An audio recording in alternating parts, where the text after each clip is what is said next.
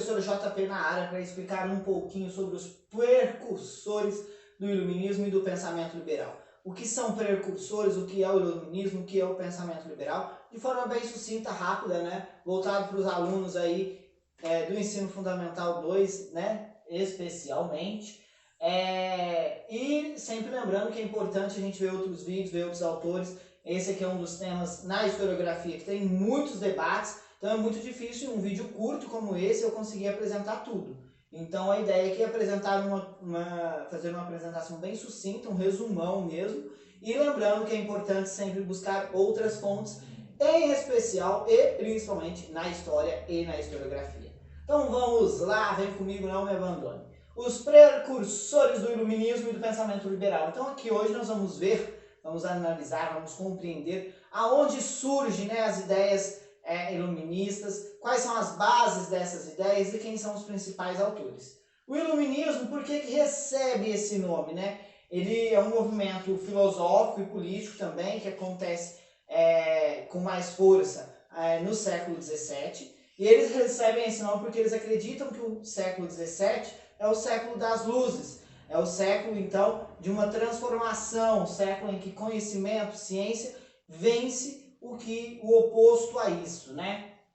Bom, então eram ideias que questionavam o poder absoluto do rei, questionavam o absolutismo, que na época no continente europeu era extremamente, né, em voga ali nas principais monarquias e países.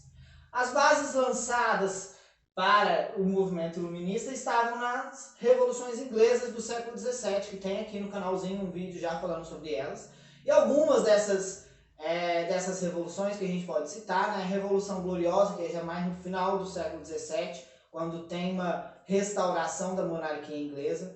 Temos também Revolução Puritana, mais no começo do século XVII, né? Então nós temos aí algumas revoluções que questionavam o poder absoluto da monarquia. Inclusive, durante um período, a Inglaterra foi uma república, né? Junto com os outros países ali, País de Gales, Irlanda do Norte, Escócia, eles foram uma república, república puritana, com Cromwell ou Lord Protetor como o presidente ali, né, o líder dessa república. Bom, os pensadores iluministas, então, eles propunham uma nova ordem, né, uma nova forma de mundo, uma nova visão de mundo. Então, eles queriam que o mundo se transformasse. Por quê? Porque eles questionavam muitas coisas. Então, eles questionavam o absolutismo, questionavam a ausência do povo nas decisões, questionavam não, né? Eram contra a intolerância religiosa que estava muito presente na Inglaterra, mas também em outros países ali do continente europeu.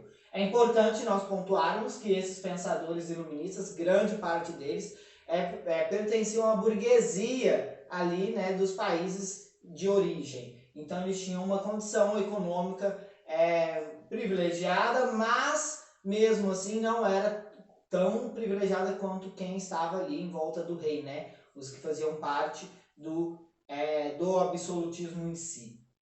E quais são as bases para o iluminismo, né? A base do iluminismo é a razão, racionalismo, utilizar a razão para resolver as questões da vida, do mundo, né? Usar bases científicas, ciência, investigação científica para chegar a conclusões, né? Mecanismo, que seria mais a questão de causa e efeito. Temos aqui também o antropocentrismo, que é o homem no centro do universo, né, no centro das questões. O humanismo também é extremamente importante, uma das bases aí também do iluminismo. Então, apresento agora para vocês uma série de autores iluministas.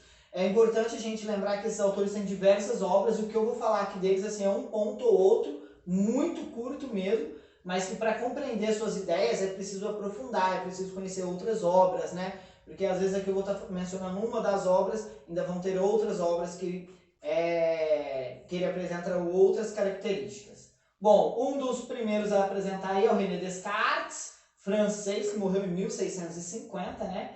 E a célebre frase que ele deixou aí, que 300 anos depois ainda marca, ainda está ali no status no story de Instagram, no status de Facebook, no WhatsApp, ainda vem essa frase de vez em quando.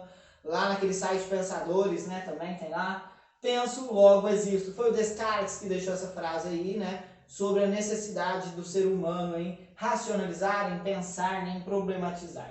Tivemos também, não menos importante, um cara bom demais, craque no que propôs, Isaac Newton, né, que desenvolveu teorias de leis universais. O Isaac Newton, que morreu em 1727. Tivemos também, o Isaac Newton nasceu ali no Reino Unido. Tivemos também o John Locke, que nasceu também no Reino Unido, morreu em 1704. E o John Locke, é importante nós pontuarmos que uma dessas revoluções inglesas do século XVII, a Gloriosa, né, foi responsável pela restauração da monarquia Stuart, depois de um período de república, da República Puritana, né?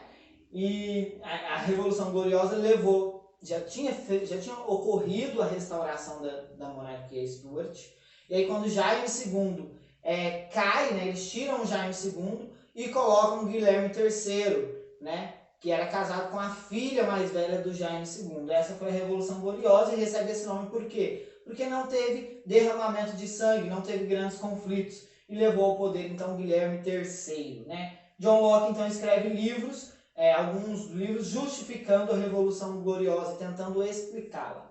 Bom, um francês também que é muito importante para compreender o movimento iluminista, né, esses pensadores iluministas, é Montesquieu, que desenvolveu a teoria, né, dos três poderes. Seria legislativo, executivo e judiciário. Esses três poderes independentes, e só eles poderiam, só independentes, e só eles assim conseguiria manter, né, uma ordem na sociedade, uma ordem civilizacional, segundo Montesquieu. Voltaire também estaria entre os pensadores iluministas, precursores do movimento iluminista. Voltaire, que tinha entre as suas preocupações a maior era com a liberdade de expressão, né? Tivemos também Rousseau, que nasceu na Suíça, e Rousseau é considerado um dos pais dessa democracia moderna que nós vivemos nos dias de hoje. E segundo Rousseau, o poder do povo, o poder emana do povo, todo o poder vem do povo, então quem deve decidir os caminhos de uma nação é o povo. Rousseau tinha muito essa preocupação. Por último, e não menos importante, temos Adam Smith, né, que é um escocês, que é considerado um dos pais do liberalismo aí. E o Adam Smith, então, ele acreditava nos seus escritos, ele deixa meio evidente que o trabalho seria igual à riqueza. Então, o que produz a riqueza seria o trabalho. Muitos dos seus estudos foi para compreender, né, o que leva à riqueza, o que gera a riqueza de uma nação, o que é a riqueza de uma nação. É importante a gente levar em consideração também que o Adam Smith, ele era muito favorável, assim, né, a um livre comércio entre nações, porque nesse período aqui ainda tinha muita colonização. Muitos países ainda estavam sendo colonizados, por exemplo, o Brasil. Então, o Adam Smith, ele defende o livre comércio entre nações como forma, né, de que essas nações tenham uma liberdade ali. E também é importante a gente levar em consideração que existem muitas críticas a esses pensadores liberais e iluministas, por conta da origem deles, né? Eram de origens burguesas ali, não defendiam, não pensaram muito numa sociedade mais igualitária, apesar de dizer muitas vezes que sim. Mas o iluminismo é um movimento aí que marcou a história, né, do século XVII em diante, e o pensamento liberal também, que depois adentra aí no século XVIII e XIX. Bom, pessoal, por hoje é só, e não esqueçam de ver mais vídeos, ler mais autores, pesquisar em outras fontes, tá bom? A aula de hoje era só isso mesmo, muito obrigado.